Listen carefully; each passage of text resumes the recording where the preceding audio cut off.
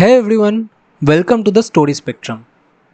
In this video, I'll take you on a journey through one of Bengal's most stunning beach destinations, Mandarmani.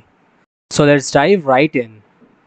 Mandarmani যাওয়ার জন্য ট্রেনের থেকে কিন্তু বাসই better option, কারণ ট্রেনে গেলে আপনাদের নিউ দীঘা বা কাঁথিতে নামতে হবে, আর সেখান থেকে আবার একটা বাস বা অটো নিয়ে 35 থেকে 40 মিনিট জার্নি করে পৌঁছাতে হবে চাউলখোলাতে।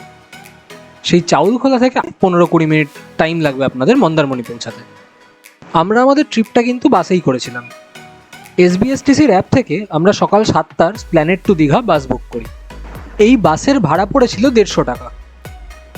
সকাল 6:30 নাগাদ আমরা পৌঁছে যাই প্ল্যানেট বাস স্ট্যান্ডে, আর এখান থেকে আমাদের বাস ছাড়তে ছাড়তে মোটামুটি 7:15 মতো হয়েছিল।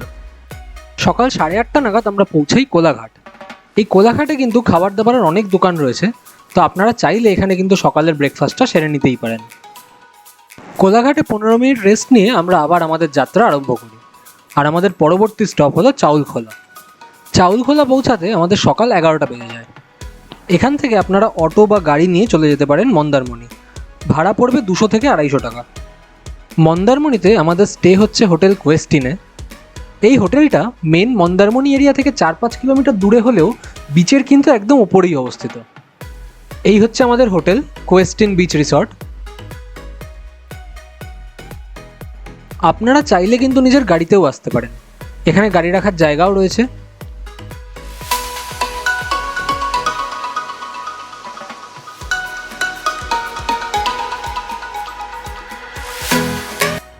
এটা হচ্ছে হোটেলের রিসেপশন। আর এই বাদিকে যে রুমগুলো দেখতে পাচ্ছেন ওপরে আর নিচে, এই দুটোই কিন্তু থাকার রুম। আপনারা চাইলে ওপরের রুমও বুক করতে পারেন বা নিচের রুমগুলোও বুক করতে পারেন।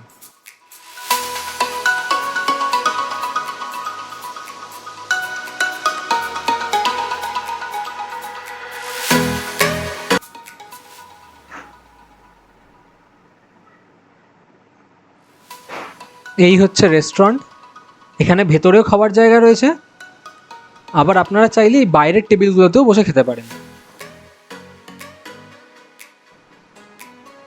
আর এই হচ্ছে সুইমিং পুল।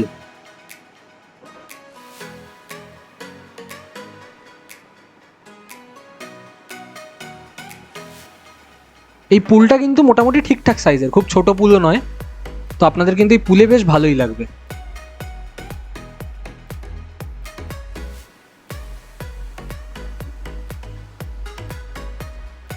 দেখুন পুলের ধারে অনেকগুলো চেয়ার রাখা রয়েছে, এখানে চাইলে আপনারা আরামসে বসে টাইম পাস করতে পারেন।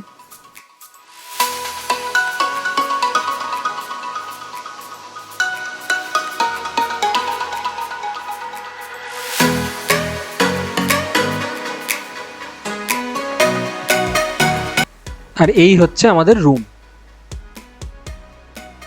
এই আমাদের রুমের অপোজিট দিয়ে এই যে রাস্তাটা চলে গেছে, এই রাস্তাটাই কিন্তু সোজা চলে যাচ্ছে সি বিচে। তো চলুন দেখে নিই সি বিচটা কতটা দূরে এখান থেকে। এই হোটেলে আমাদের রুমের ভাড়া ছিল 5,000 টাকা পার ডে। যেহেতু আমরা একই রুমে 5 জন ছিলাম, তাই পার হেড পার ডে 1,000 টাকা করে পড়েছে। এছাড়াও এখানে কিন্তু ডাবল আর ট্রিপল শেয়ারিং রুমও আছে, ওগুলোর ভাড়া পড়বে মোটামুটি 2 থেকে 2,500 মতো।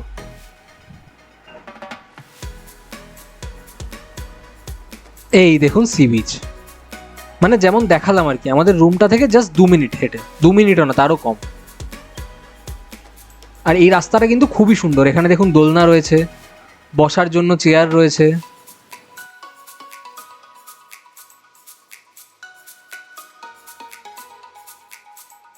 আবার এরকম নেটও লাগানো রয়েছে।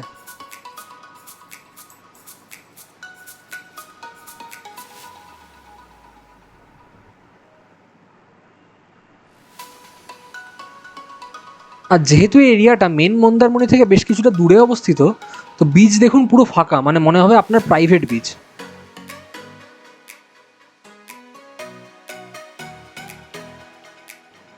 এই হচ্ছে আমাদের রুম। আমরা 5 জন কিন্তু এই একটাই রুম নিয়েছিলাম। তো রুমটা দেখিয়ে দিই আপনাদের। দেখুন রুমে সোফা রয়েছে, টেবিল রয়েছে, দুটো বড় বড় বিছানা রয়েছে, বেশ সুন্দর কিন্তু রুমটা। এসি রয়েছে, এখানে দেখুন একটা আলমারিও রয়েছে, আর একটা বড় টিভিও রয়েছে। আর এই হচ্ছে বাথরুম। বাথরুমে গিজার আছে, বেশ বাথরুমটাও কিন্তু বেশ বড়। রুমে একটু ফ্রেশ হয়ে নিয়েই আমরা সোজা ঝাঁপিয়ে পড়ি সুইমিং পুলে।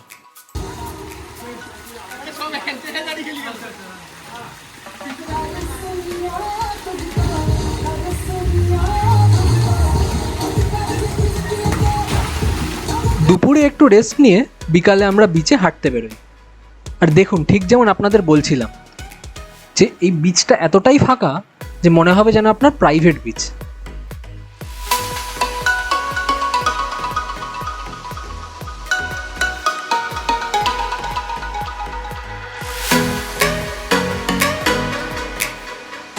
এই বিচ ধরে হাঁটতে হাঁটতেই আমরা পৌঁছে যাই মেন মন্দারমণি এরিয়াতে। এই হচ্ছে মেন মন্দারমণির মার্কেট। আর এই সোজা দেখতে পাচ্ছেন, এটা হচ্ছে মেন মন্দারমণির বিচ এরিয়া।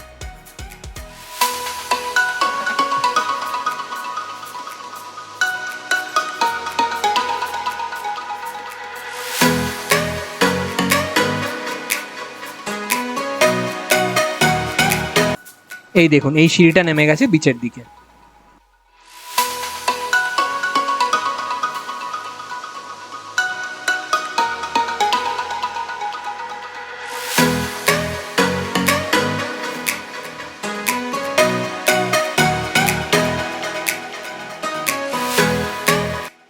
বিচের ওপরেই এই শ্যাকে আমরা একটু পেট পুজো করে নিই।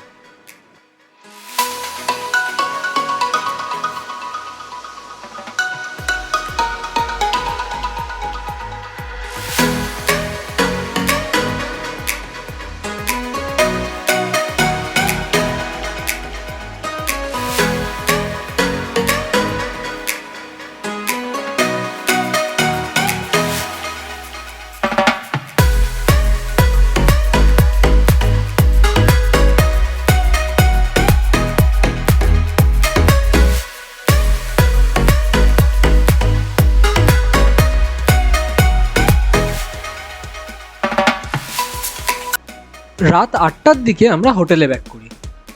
ডিনারে ছিল রুটি, চিকেন কষা আর এগ তরকা। আর এই হোটেলে খাবার কোয়ালিটি কিন্তু খুব ভালো। ডিনার সেরে আমরা বিচের ধারে যাই চিল করতে।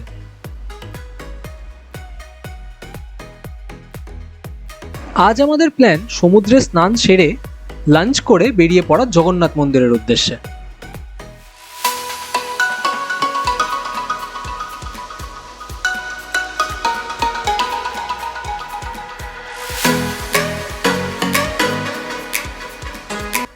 লাঞ্চে ছিল ভাত, ডাল, আলু ভাজা, আলু পটলের তরকারি, পমফ্রেট মাছ আর স্যালাড। আর এখানে প্রত্যেকটা রান্নাই কিন্তু খুব সুন্দর। বিকাল 3টের দিকে আমরা বেরিয়ে পড়ি জগন্নাথ মন্দিরের উদ্দেশ্যে।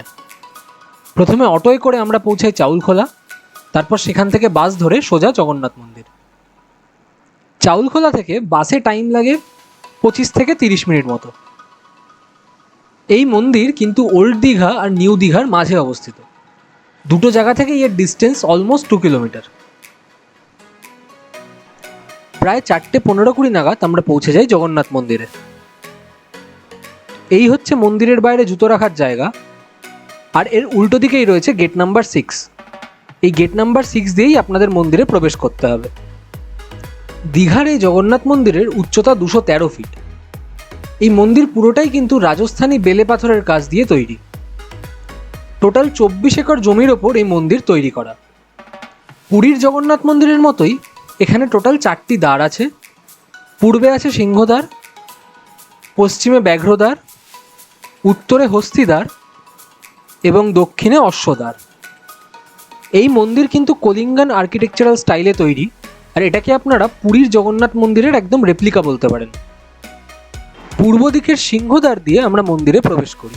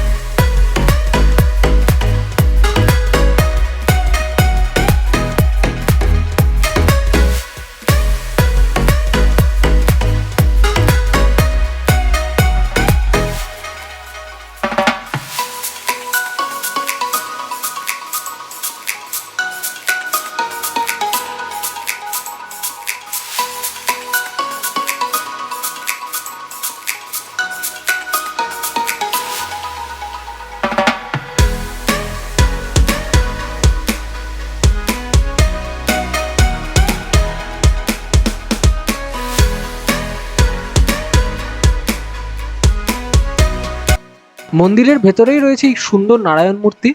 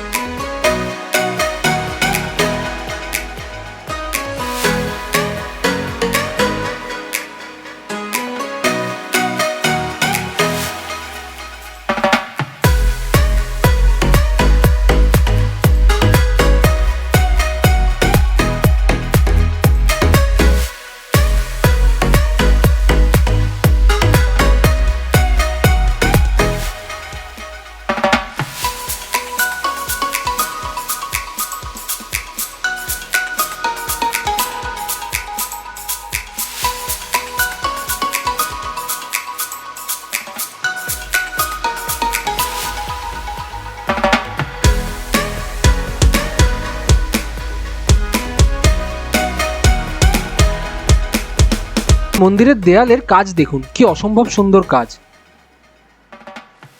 খুব বেশি ভিড় না থাকায় এই মন্দির ঘুরতে আমাদের আধ ঘন্টা থেকে 40 মিনিট মতো সময় লাগে। সকালে এলে আপনারা 5:30 থেকে 12:30 অবধি মন্দির দর্শন করতে পারেন, আর যদি বিকালে আসেন তাহলে আপনাদের হাতে সময় থাকছে বিকাল 3:30 থেকে রাত 9টা অবধি।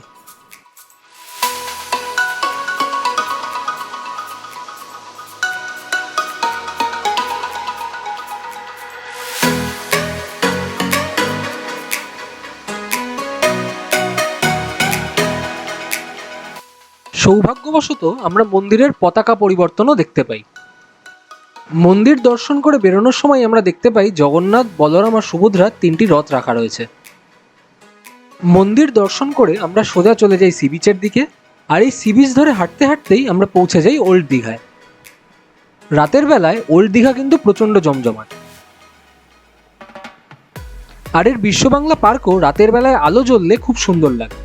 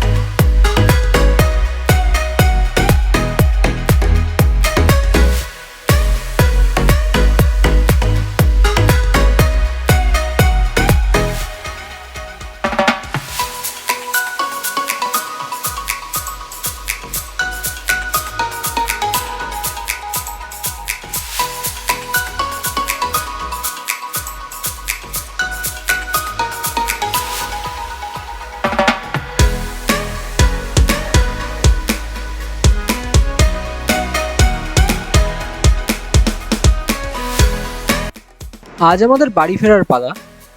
দুপুর 2:30টার সময় ওল্ড দীঘা থেকে আমাদের WBTCর এসি বাস বুক করা ছিল। যেহেতু এটা এসি বাস ছিল তাই এর ভাড়া পড়েছিল 350 টাকা। সকাল 11টায় হোটেল ছেড়ে আমরা 12টার মধ্যে পৌঁছে যাই ওল্ড দীঘা। তারপর সমুদ্রের ধারেই মহাভোজ নামে একটি রেস্টুরেন্টে আমরা আমাদের লাঞ্চ সারি, আর 2:30টার সময় রওনা দিই বাড়ির উদ্দেশ্যে। আর ভিডিওটা যদি ভালো লেগে থাকে তাহলে লাইক, শেয়ার ও সাবস্ক্রাইব করতে ভুলবেন না। ভিডিওটা দেখার জন্য অসংখ্য ধন্যবাদ। দেখা হচ্ছে পরের ভিডিওয়ে।